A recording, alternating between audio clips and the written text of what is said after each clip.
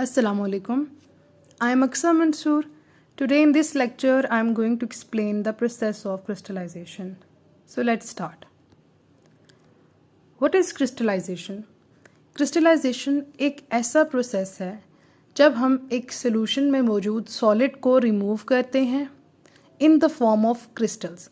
Crystals की form में एक सोल्यूशन में से सॉलिड को रिमूव किया जाता है और तब रिमूव किया जाता है जब हम उस सोल्यूशन की कंसंट्रेशन को उसके सैचुरेशन पॉइंट से थोड़ा सा बढ़ा दें। अब सैचुरेशन मतलब कि सैचुरेटेड सोल्यूशन की बात हो रही है, ऐसा सोल्यूशन जिसमें आप एक सोल्यूट को डिज़ोल्व करें उस अमाउंट तक कि जो उस गिवन टेम्परेचर में डिज़ोल्व हो जाए, यानी एक सोल्यूशन की उसी गिवन टेम्परेचर पर आखिरी हद के वो अपने अंदर सोल्यूट को डिज़ोल्व करे। फॉर एग्ज़ाम्पल, अगर आपके पास पानी है, एक ग्लास के अंदर पानी क्या होगा, आपका सॉल्वेंट वो लार्ज अमाउंट में प्रेजेंट है और उसमें आप नमक डाल देते हैं, ठीक है। अब नमक क्या होगा, नमक आपका सोल्यूट होगा। तो जो आपने पानी का गिलास लिया है वो आपकी रूम टेम्परेचर पे है, यानी कि गिवन टेम्परेचर पे है, तो आप उसमें इतना नमक ऐड करें कि उसी टेम्परेचर पर वो पानी उस नमक को यानी उस सोल्यूट को अपने अंदर डिज़ोल्व कर ले।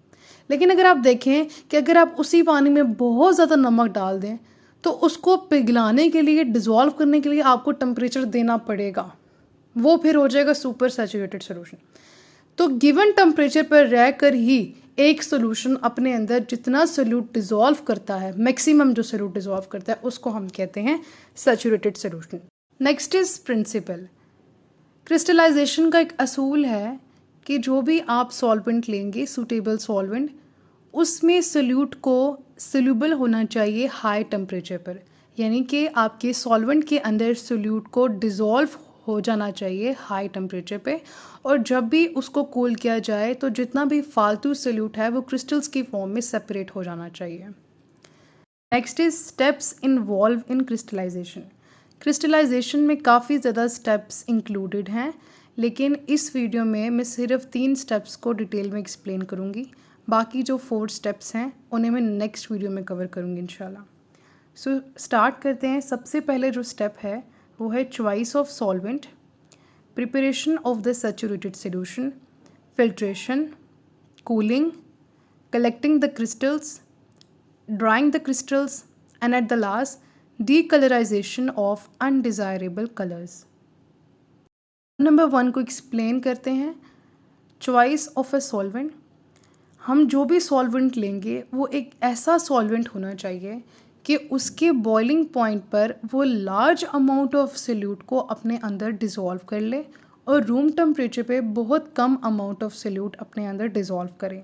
आपको मैं एक मिसाल देती हूँ, कॉमन सी मिसाल है कि आप पानी लें और रूम टेम्परेचर पे ही होना चाहिए। उसमें आप चीनी डालेंगे ना तो वो इतनी ज़्यादा डिज़ोल्व नहीं करेगा, लेकिन अगर आप उसे हीट करेंगे उसे बॉइलिंग पॉइंट पर, तो उसमें जो चीनी है वो बहुत अच्छे से और ज़्यादा डिज़ोल्व होगी।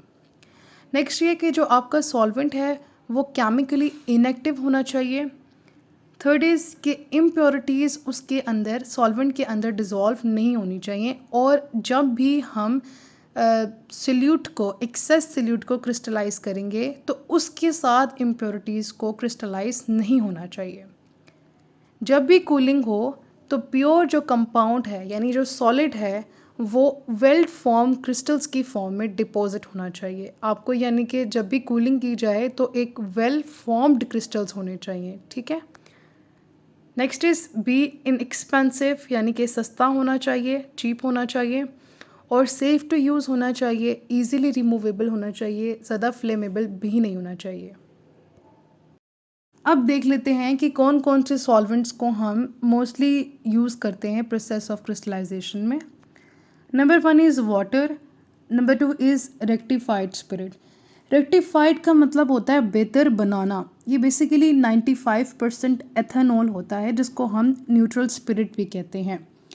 ये हाईली कंसनट्रेटेड एथेनॉल होता है जिसे डिस्टिलेशन कर करके, रिपीटेड डिस्टिलेशन से हम प्योरीफाइड करते हैं और उस प्रोसेस को हम रेक्टिफिकेशन कहते हैं। Third is absolute ethanol. इसका फॉर्मूला है C2H5OH। ये लिक्विड अल्कोहल होता है जिसमें एटलीस्ट 99% प्योर अल्कोहल होता है by weight. Next is acetone. Acetone का फॉर्मूला होता है C3H6O। एसीटोन वाटर में मिसिबल होता है और एक बहुत अच्छा ऑर्गेनिक सॉल्वेंट के तौर पर काम करता है। Next is acetic acid. ये एक बहुत अच्छा हाइड्रोफिलिक यानी कि पोलर सॉल्वेंट है जो एथेनॉल से सिमिलर होता है। पोलर और नॉन पोलर कंपाउंड्स दोनों में ही ये कम्प्लीटली मिसिबल होता है। Next is chloroform. ये कलरलेस लिक्विड होता है जो क्विकली गैस की फॉर्म में एवेपोरेट हो जाता है और ये हेल्प करता है सब्सटेंसेस को डिसॉल्व होने में। Next is carbon tetrachloride CCl4। ये स्टेबल क्लोरीनेटेड हाइड्रोकार्बन्स होते हैं और इसको हम सॉल्वेंट के लिए इसलिए यूज़ करते हैं क्योंकि इसमें CH बॉन्ड्स नहीं होते, इसलिए ये इजीली फ्री रेडिकल रिएक्शंस में नहीं अंडरगो करता। नेक्स्ट इज पेट्रोलियम एथर।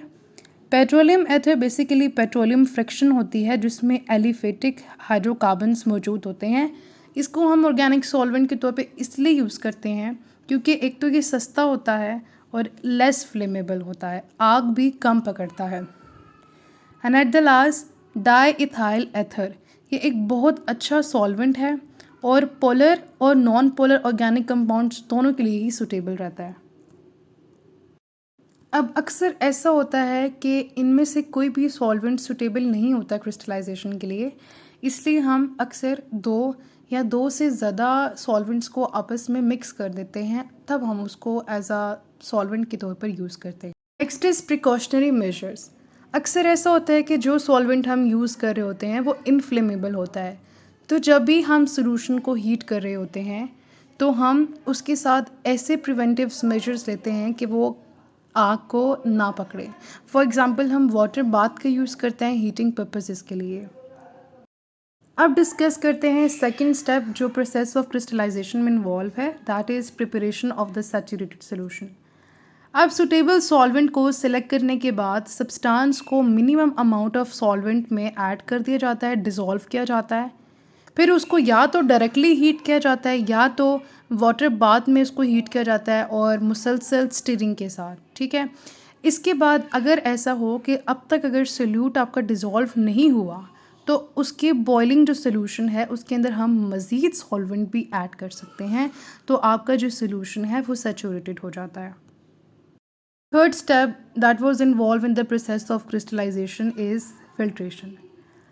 अब याद रहे जो सैचुरेटेड सोल्यूशन है, चूँकि आपने उसको बॉयल किया तो वो इस वक्त हॉट है, तो उसी हॉट सैचुरेटेड सोल्यूशन को फ़िल्टर किया जाता है, या तो नॉर्मल या तो जो फ्लूटेड फ़िल्टर पेपर है उसके थ्रू आप उसकी फ़िल्ट्रेशन कराते हैं, जिसकी वजह से उसमें से इनसोल्यूबल इम्प्योरिटीज़ रिमूव हो जाती हैं। इन इनसोल्यूबल इम्प्योरिटीज़ को रिमूव करना ज़रूरी होता है क्योंकि अगर हम रिमूव नहीं करते हैं तो या तो फ़िल्टर पेपर पर या तो जो फनल स्टैम्प है उसमें क्रिस्टलाइजेशन शुरू हो जाती है, प्री मेच्योर क्रिस्टलाइजेशन। और अगर ज़रूरत पड़े इस पर्पस के लिए तो हम हॉट वाटर फनल का भी यूज़ करते हैं। That's all for today. I hope so आपको वीडियो काफ़ी बेनिफिशियल लगी होगी। अगर आपको मेरी वीडियो अच्छी लगी है तो मेरी वीडियो को ज़रूर लाइक कीजिएगा और मेरे चैनल को ज़रूर सब्सक्राइब कीजिएगा। जो आगे 4 स्टेप्स रह गए हैं क्रिस्टलाइजेशन के प्रोसेस के, वो इंशाल्लाह मैं नेक्स्ट वीडियो में डिटेल में कवर करूँगी। Thank you for watching. अल्लाह हाफ़िज़।